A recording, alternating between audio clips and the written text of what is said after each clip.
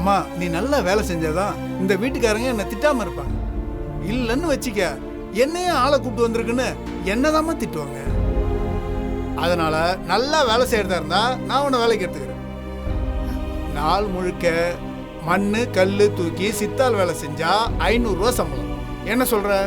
சரிண்ணே, நான் நல்லா வேலை செய்யறேன். இங்க பாரு, பின்னால கட்டு வேலை நடக்குது. இங்க இருக்கிற மண்ணு ஜல்லி எல்லாத்தையும் அள்ளிட்டு போய் பின்னால போடணும். சரிங்கண்ணே. சரி, உன் பேர் என்ன? மேகா. சரிம்மா. ஏ முத்து, இங்க வா. சொல்லுங்கண்ணே. முத்து, இந்த பொண்ணு புதுசா சித்தால் வேலைக்கு வந்திருக்கு. இதுகிட்ட அந்த சாந்து செட்டி எடுத்து வந்து கொடு. அப்படியே வேலையும் சொல்லி கொடு. சரிங்கண்ணே. இங்க பாருமா, அப்படியே இந்த மண்ணெல்லாம் அள்ளி உள்ள கொண்டு போய் போடு. இந்த வேலையை முடிச்சிட்டு செங்கலை வந்து 100 செங்கலை எடுத்துட்டு போய் உள்ள போட்டுருணும். சரிங்கண்ணா, நான் போட்டுறேன். உமா, இங்க வாமா. சொல்லுங்கண்ணே.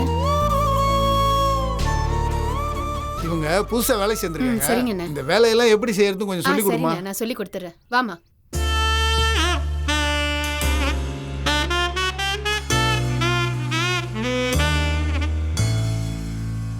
இதற்கு தானே ஆசைப்பட்டாய் பாலகுமாரே,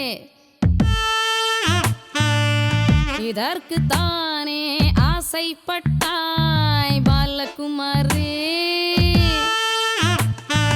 எங்கே உன் வாழ்க்கை போகுதோ, எங்கே உன் தூக்கம் போனதோ, நூல் பொம்மை ஒன்றாய் நீ ஆடுகின்றாய் ராஜகுமாரே ரத்தனகுமாரே.